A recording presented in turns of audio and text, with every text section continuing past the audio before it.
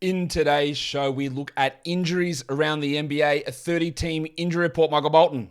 Thanks, Josh. It's Michael Bolton here, and it's time for another episode of the Locked On Fantasy Basketball Podcast. Let's get to it. Let's get to it, indeed. You are Locked On Fantasy Basketball, your daily fantasy basketball podcast, part of the Locked On Podcast Network.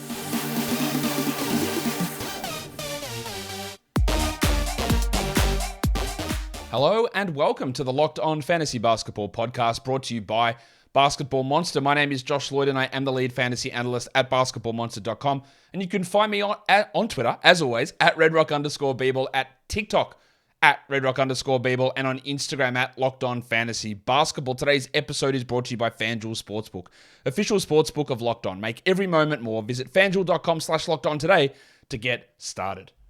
Here we are. Thank you for making Locked On Fantasy Basketball your first listen every day. We are free and available on all platforms. We've got 30 teams to look at. We've got injuries to look at. So, Warnie. Let's get it on, Gilly. All right, the Atlanta Hawks looking pretty clean. At the moment, it is just Trae Young with an ankle injury. He's listed questionable for Monday. He's had a few little ankle scares over the last couple of weeks. Maybe he misses, maybe he doesn't. It doesn't appear to be anything long-term. And if he does miss, it's just a bunch of blokes like Aaron Holiday, AJ Griffin who step up, and really nothing we need to care about too much. It's just the rostered players like DeAndre Hunter, John Collins, DeJounte Murray who get boosts. Maybe there's a little bit there for Bogdanovic, but yeah, we don't really trust him that much at the moment either, do we? In Boston, there's a couple more injuries, but again, they're not considered anything long-term. Marcus Smart with his ankle problem. Maybe he returns Friday. There is a chance. They've only got 2 games this week, Boston. They play Wednesday, Friday, and then they play again on Monday after that. So there is a chance that we don't get anything from Smart this week. He wouldn't be obviously a good player to use in a weekly league. I wouldn't drop him. But we're not going to get that much. And the value that you get brought from Smart's absence through to Brogdon and through to White is nullified by the fact that it's only a 2-game week. Rob Williams missed their last game on Saturday with an ankle problem. He should be fine for these 2 games this week. I'm not overly worried about that situation. And there's no back-to-backs for them this week. In fact, their next back-to-back isn't until 15th of February. So we're 2 weeks away from their next back-to-back. In Brooklyn, we still got Kevin Durant out with the MCL. They said there is a chance that he does return before the All-Star break, but yeah, he's not going to be back this week and probably not next week. We're probably looking at that 13th of February mark, maybe for a return for Durant. Tony Warren is out, he's doubtful for Monday with a knee problem.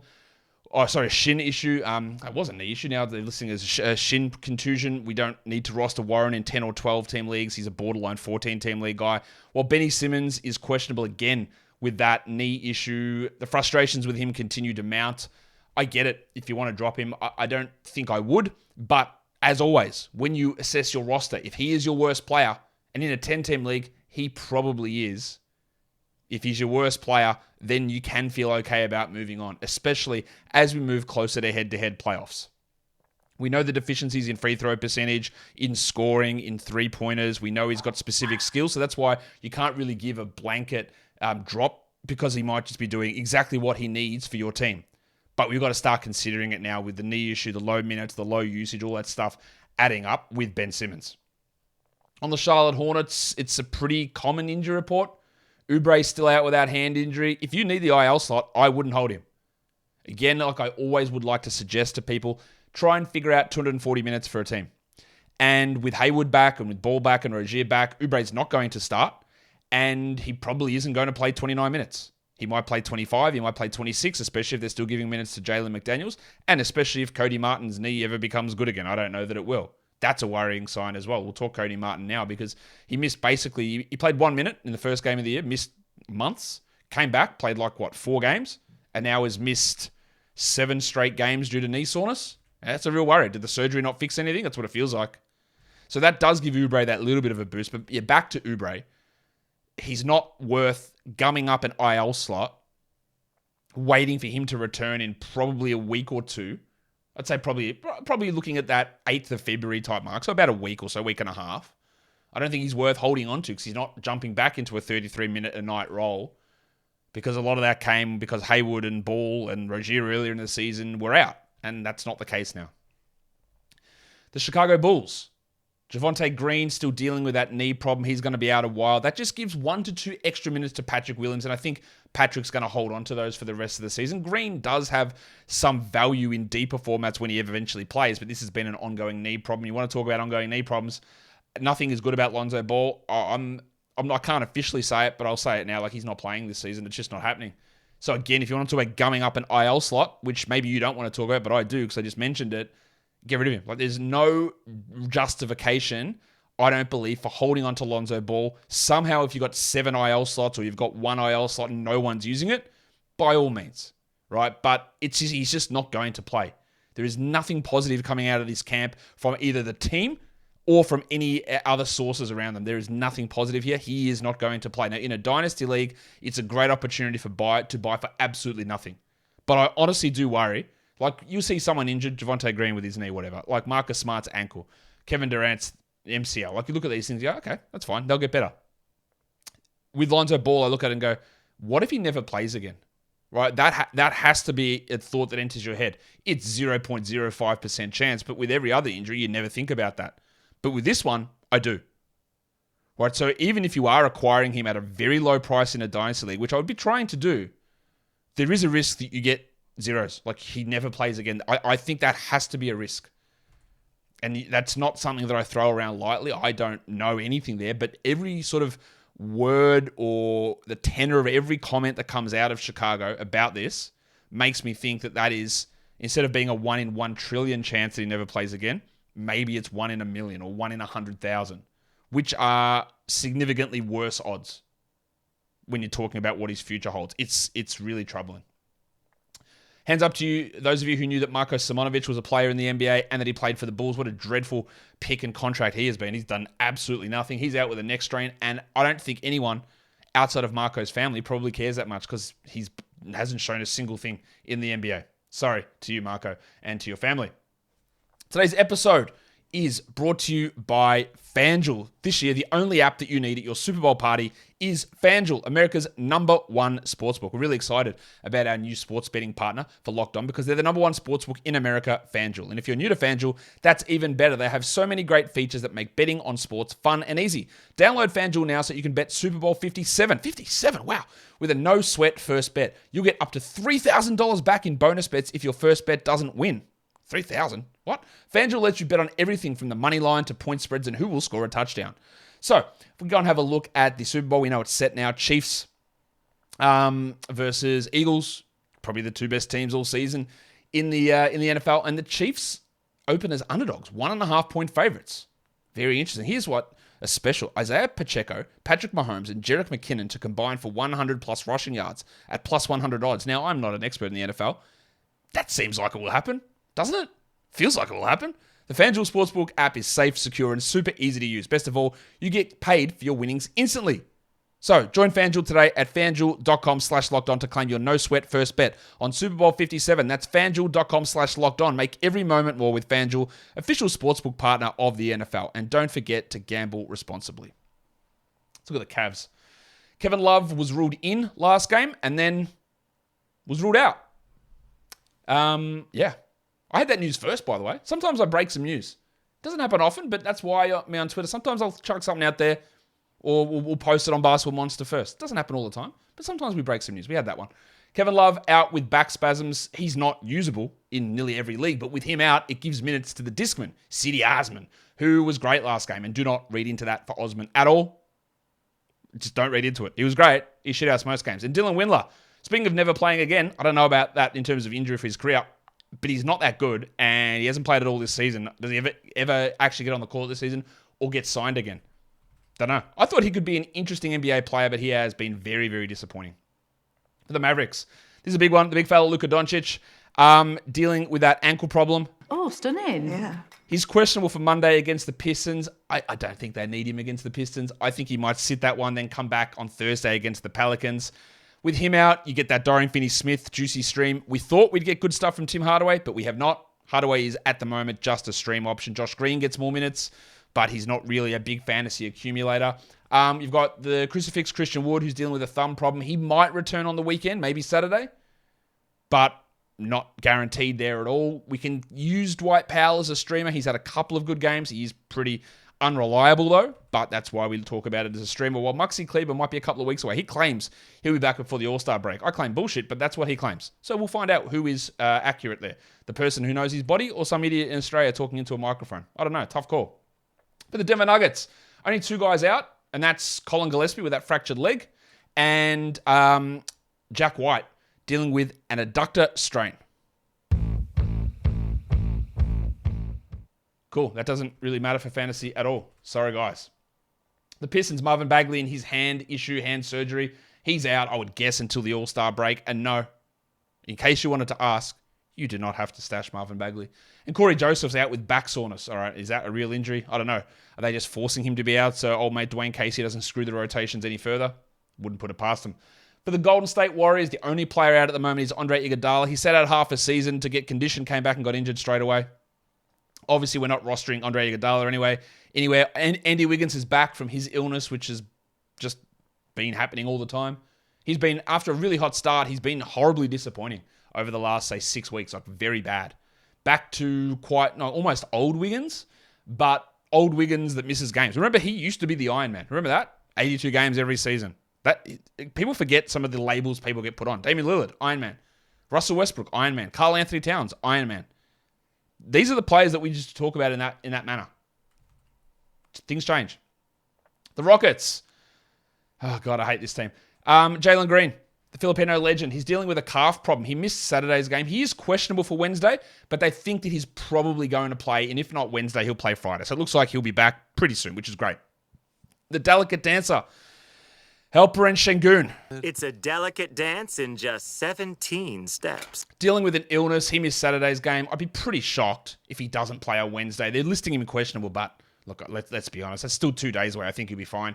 And then the other big one is cousin Kevin Porter Jr., who's been out for 2 weeks now with his foot issue. We don't have a full update on him. I'm a little worried about where this is going with his foot problem, and I wouldn't be surprised if he misses Wednesday and Friday. And with him out, KJ Martin becomes an ad. And KJ Martin is just an ad and a hold through the trade deadline because I think he is the winner if Eric Gordon is traded. Now, of course, Martin could be traded as well, but I think KJ is the winner if Gordon is traded, not Eason, despite what I think might be the best option and who I know is the better fantasy contributor. I'm just going to go from what's happened for the past 55 games that Martin steps up and Eason doesn't get affected by Gordon's absence. That's just what's happened literally every single time that's been the case. On the Indiana Pacers side of things, they don't play, as we discussed a lot yesterday, they don't play until Thursday. I don't think Tyrese will be back Thursday. There is a chance, but they got Friday, Sunday as well. He'll play one of those games. So that makes that hold of Timothy John McConnell a lot harder. Because when Halliburton is back, again, like I talked about yesterday, make the call. What do you think is going to happen? Are they going to bench Duarte or are they going to bench McConnell? Will McConnell play 25 minutes next to Halliburton, or will he play 18 to 20 minutes behind Halliburton? What do you think the likelihood of those two things is? Like, how do you think that works? And that's how you value McConnell. And yes, you might miss out on something for Thursday, a 33-minute game for him, but is it worth sacrificing a streaming slot for 3 days in a row? And I think the answer to that's probably no. Daniel Tice is dealing with a knee problem. He apparently is coming back soon, and I apparently don't care. On to the LA Clippers. We had a bunch of their guys resting last game, Kawhi and Paul George. I'm not putting them on the injury report. They are fine. But Marcus Morris is a different situation. He's dealing with a rib contusion. He has now missed 3 consecutive games. There's a chance he plays Tuesday. With him out, they just give it to random blokes. So there's no clear winner. Yeah, even say a Norman Powell, whose production has really fallen off. After a strong run, he's played 25 minutes or fewer in 4 consecutive games. And you know the thing about Powell, you need really good shooting when you don't do anything else, and you need good minutes. And unfortunately, the minutes are gone. Reggie Jackson sat last game with an Achilles issue. Okay. I don't think that's a serious problem, but I also don't know. And with Robert Covington and his personal issues, he's missed the last 2 games. Covington was putting together some good numbers, but on a healthy team, there just isn't a large enough role for him to be a 12-team must-roster player. And we're probably going to get a return of John Wall either Thursday or Saturday. We're not adding John Wall. We're not adding Rob Covington. We're not adding Reggie Jackson. We're not even adding Marcus Morris. So all of these guys are pretty irrelevant, I think, for 12-team leagues. For 14-team leagues, Morris, Covington, Wall could be options. But Wall might come back, and then Jackson's back out of the rotation, or Wall's out of the rotation. I don't know. There is not enough minutes for any of these guys to matter for the vast majority of fantasy leagues.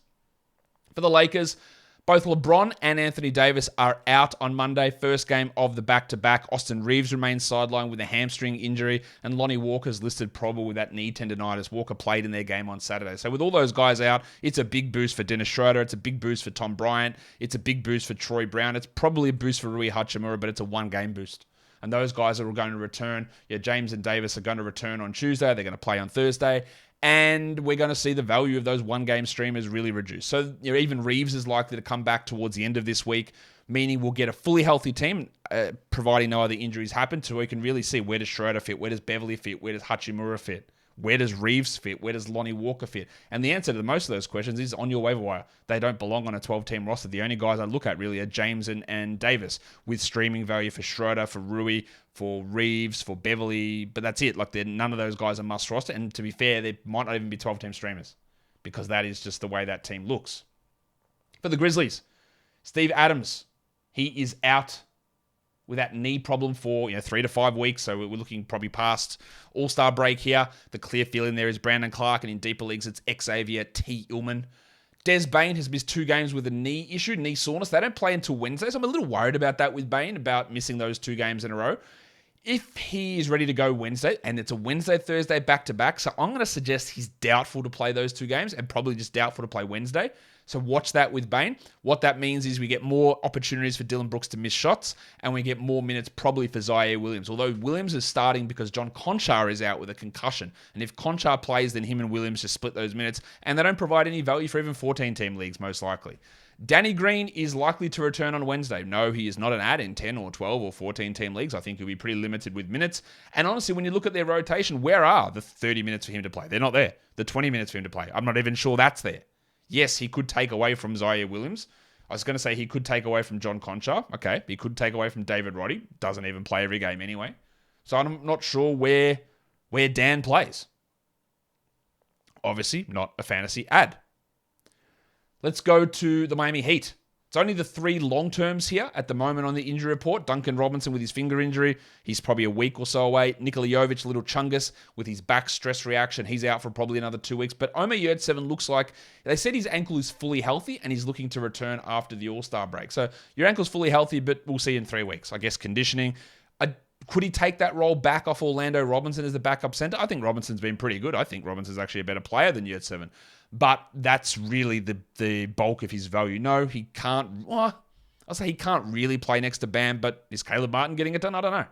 Maybe there's a chance. He's not someone I would squat on. He would someone that I would watch. But even though, like, he's missed all season, and when he comes back, he's not that good. And then he's going to have to find a role. Like, maybe something happens on the 15th of March or something. I don't know. I wouldn't feel too good about it. For the Milwaukee Bucks, Punch Bob dealing with that knee sprain. They said 2 weeks. Again, you always want to push a little extra week or so on the edge of that. So we're probably looking at him being out for this week and then maybe back towards the 10th or the 14th of February. One of those 2 games I think would be a decent target. Serge Ibaka remains out as they continue to allegedly try and find a trade, and no one's going to want to trade for Serge.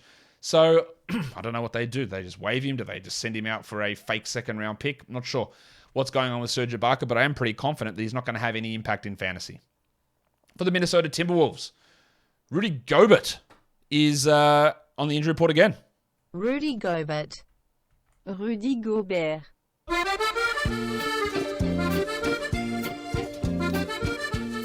Gobert is dealing with this groin issue. They just keep listing him questionable every game. I think we're past the stage of him missing games, and they don't play a back-to-back until the 7th of February. So that's next week. So we just want to watch that and then add Reed when the situation arises. Taurean Prince missed a bunch of time with his ankle problem, came back and now has missed 4 consecutive games after hurting. He hurt it against the Rockets, came back and played through that game, and now has missed 4 straight games. And I think there's a decent chance he misses again Monday. And with him out, it's just Austin Rivers who gets that bump. It's really bad news, I think, for Karl Anthony Towns. We know that there was the initial misdiagnosis or misreporting of his injury. It was a grade 3 calf strain, which honestly can end seasons really easy. Is Towns' season over? I don't know. I'm not ruling it out. And then we saw pictures of him yesterday watching the Eagles in the playoffs with a walking boot on. So that to me suggests we're not getting him back this week or next week. I would say post All-Star is probably likely here for Towns. And he is obviously a high priority player. And if you want to look at who do I use in my IL slot, it's him because he's a second round guy. But if you don't have injured reserve, and I'm guessing because you've held on to him for this long, you might have to cut bait. Like if you've been holding on that long, you're probably losing, yeah? With other injuries piling up too. So you need to consider that. I don't think he's back in the next 3 weeks, Karl-Anthony Towns. And then Jordan McLaughlin, all they've said is, yeah, it's pretty bad. But we don't actually know when he is out. Is he on the same time frame as Cat? Is it a grade 3 strain? I don't know because they have not told us. They told us nothing about his calf injury. With him out, they, of course, boost Jalen Noel and Austin Rivers as well. McLaughlin had a chance to be an interesting player, but, calves and shit. Let's talk about the New Orleans Pelicans. CJ McCollum missed last game with a thumb issue. I don't think there's any problem with that. He should be fine. Brandon Ingram rested last game with his toe issue. Again, just something to remember. Someone mentioned in the chat of one of my videos the other day saying, hey, yeah, when do you think Ingram's coming back? But sometimes it slides under the radar. He came back. He played 2 games, and then he sat for a rest. So this is not a re-injury. That's why I put it on here. It's not a re-injury. He was sitting because it was a back-to-back. So he should be ready to go on Tuesday. They do have a Saturday, Sunday back-to-back to end the week, so that's where we can look at Murphy and Marshall and Jones as stream options, but otherwise those guys aren't rosterable, I don't think. Zion's still out with a hamstring injury. I would guess that he doesn't play in the All-Star break, or until maybe he plays in the All-Star game like a 10-minute ceremonial starter, and then he's back to full strength after that. That would be my guess. Well, Dyson Daniels, probably looking at least another week or so with his ankle injury. That just gives more minutes to Devontae Graham, which it shouldn't. It should give them to Kyrie Lewis, but we're seeing Devontae get those minutes, unfortunately. For the Knicks, it's only one bloke on that list. And Mitch Robinson says, I'll take it from here. And he's out for a long time. He is out past the All-Star break. He's basically out all of February, would be my guess here. And yes, he is droppable. Like, this is a long time. He might not be back when your fantasy playoffs start, and you've got to look at that individually. But the designate, I can't come here and tell you drop Mitchell Robinson, right? Because I don't know your individual circumstance. But what I can say is that Mitchell Robinson goes from a must-roster player to someone that moves into maybe he can be dropped, depending on your situation. You're sitting first and you got IL, then why would you drop him? You're 8th and your playoffs start February the 28th or whatever that date is, then why would you hold?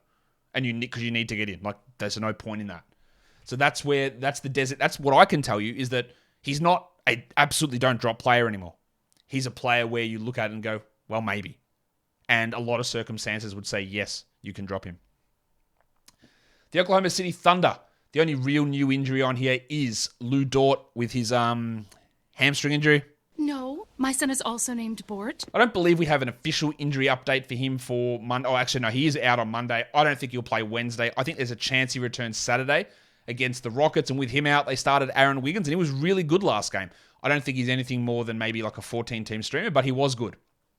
I'd say we're probably 2 weeks away from Robinson Earl returning, and I reckon we're probably a month away from Pokusevski returning. Neither of those guys need to be added or stashed, and we know that with them out, the center position continues to be an every game rotation. Last game, it was Pig Williams who started. So who do we go for in today's one? Will it be Pig again? Will it be Kenrich Williams? Will it be Mike Muscala? Anybody's guess. The next team we look at, it's only Chuma Okeke that's on the injury report. He is still dealing with that knee soreness. Remember, he missed his entire rookie season with a torn ACL. I don't think he plays this week. And to be honest, when he actually returns from the injury, I don't think he plays anyway. Like, who does he take minutes from? Let's look at their rotation. Where does Chuma get into the mix? Franz Wagner? Banchero? Obviously not. Wendell Carter? No. Markel Fultz? No. Cole Anthony? No. Gary Harris? Maybe, but no.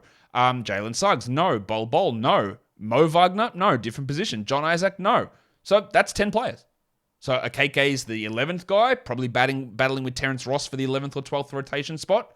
I don't think he plays. I don't think he's in the rotation unless trades happen. So that's a lot of talk about a guy that doesn't matter. On to the Philadelphia 76ers. It's Joel Embiid who's on the injury report. He's questionable with his foot for the game on Monday. He is going to be on this report, I think, for a while. His foot is clearly not right. He will take games off, and their next 3 games are against Orlando, and the Spurs. There is no way in my mind that Embiid is playing in all 3 of those games. There's just no way. He is not healthy. His foot is busted, and he will sit one of those games. Probably Wednesday would be my guess, but don't be surprised if he sits even 2 of the next 3 games. They play the Knicks on Sunday, the Celtics Wednesday, the Knicks on Friday after that. Fairly confident he'll be up for those ones, but I don't think they're going to need him to handle the Spurs. So he is going to sit some time. I am very certain of that. And of course, when he sits, Montrezl Harrell's the guy. For the Phoenix Suns, Devin Booker, maybe he returns next week. At the end of next week, there's a chance that Devin is able to return. Well, the end of this week, sorry. They play a Friday, Saturday back-to-back, so maybe they ease him in on the road trip against the Pistons, or he plays Friday against the Celtics. Then they also have a game Tuesday against the Nets next week. So I think that we are going to come close to that Booker return, and the guy that should have benefited from Booker's absence, Landry Shamet, is still out. He played like 2 games since Booker was out. Since Aaron Gordon dunked his nuts on his face at Christmas Day, we've just never seen Shamet. So Shamet remains out. Cameron Payne still remains out. I doubt they play Monday, Wednesday. And yeah, it's frustrating because they would have had an opportunity to put up solid enough performances to be streamed if Booker was with Booker out, but they just haven't been able to benefit. And then we got some news on Jay Crowder, who is dealing with a terrible case of his caps lock on his keyboard being stuck. It's really tough, and I feel sorry for him that he's had to miss 50 games because of it. But now there's talk that he's been given permission to speak to the Bucks in regards to a trade. And no, you don't add Jay Crowder because he's getting traded to the Bucks. Jay Crowder would come off the bench for the Bucks, and he would come off the bench and play 24 minutes or so, basically like a Pat Connaughton role. And Crowder needs 31 minutes or so. We saw at Phoenix. Was he a must-roster player last season? God, no. And his role would be significantly worse in Milwaukee. And yes, I know Bobby Portis is out, but Bobby Portis is a backup center. Jay Crowder's a 4. And Portis does play some 4, but you know who the 4 is? Giannis. Like, what's Crowder's not doing a huge amount there. So no, if he is traded to the Bucks, we're not adding Jay Crowder in 10 or 12 team leagues. And, you know, I'm sure he's got a GoFundMe going to help unstick his caps lock on his keyboard. For Portland, Josh the Hitman Hart is dealing with a hamstring injury. He missed the last game they played. I think there's a decent risk that he misses Monday against the Hawks. That would mean Nasir Little would start, and that would mean that you don't want to stream Nasir Little. He's not a very good per-minute fantasy producer. Some Blazers people think that Little will hold that starting job regardless over Hart. I'm not certain of that, but I can see the merits behind it. You've got Yusuf Nurkic dealing with calf soreness. They're not calling it Australian, they're calling it soreness. NBA's buzzword this season. If Nurkic is out, we do go with Eubanks. He's the pretty clear one-for-one switch there. Justice Winslow, probably another week and a half to 2 weeks. His role just further complicates things for Little and Sharp and Hart and Jabari Walker and all those guys. Not that we want to add Winslow, but yeah, that's just further complication. And then old mate Ibu Baji, who hasn't played a game this season, he's listed out with knee soreness.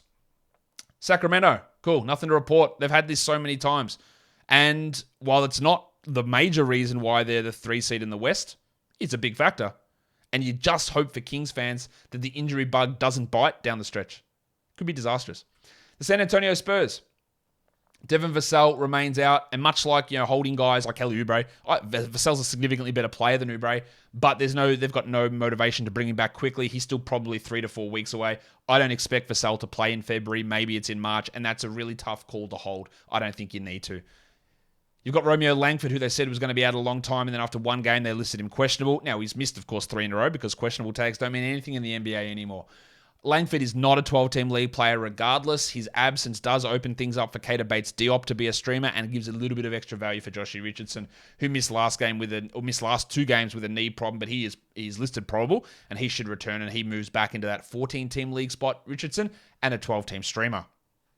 For the Toronto Raptors. But what about scarves? OG. Balenciaga Stop, ones. OG. You better stop, OG. It's a bit frustrating we don't have a full update on OG Anunoby. He has missed, he left the Friday game against the Warriors. He missed Saturday's game with a wrist. He's listed out on Monday against the Suns. It was a pretty bad fall, and it looked like shit. That could be like a full wrist sprain, a fractured wrist. Now, the fracture, we don't expect there's anything there. But we don't have actually an update on OG. So what we do, we just get Precious Achiuwa, and we stream Precious Achiuwa, and to be fair, I think we just hold Precious Achiuwa until the trade deadline, because if they do trade Gary Trent or OG Anunoby and don't bring a starter caliber player back, Precious will start and play 35 minutes and be useful, and he has really improved his game. And yeah, I was wrong about his fantasy value this season. I wasn't, because he's been bad for 50% of the season, but the last 2 weeks he's been much better. Delano Banton out with a hip injury. He's questionable at the moment. Cool. Utah are pretty healthy at the moment. The only injury is a bloke by the name of Micah Potter, who's out for a few weeks with an elbow problem, probably actually like a month or 2 for him, but no one really needs him in a fantasy league. While for the Wizards, Kristaps Porzingis is back, and of course, our opportunity to see what would happen without Hachimura and Porzingis and Gafford and Avdija all playing is in doubt, because Dan Gafford has appeared on the injury report with an illness. Now, Gafford played 33 and 29 minutes the last 2 games, which is bloody brilliant. Is that because Hachimura was gone? Is it because Porzingis was gone exclusively? We might not find out today, which is annoying. Still hold Gafford. And then Anthony Gill is out for COVID, the only player currently out in the COVID protocols. Interesting. Guys, that'll do it for me today. Don't forget to follow this podcast on Apple Podcasts, Google Podcasts, Stitcher, Spotify, and on the Odyssey app. And if you're on YouTube, thumb it up and leave the comments. Guys, we're done here. Thank you so much for listening, everyone. See ya.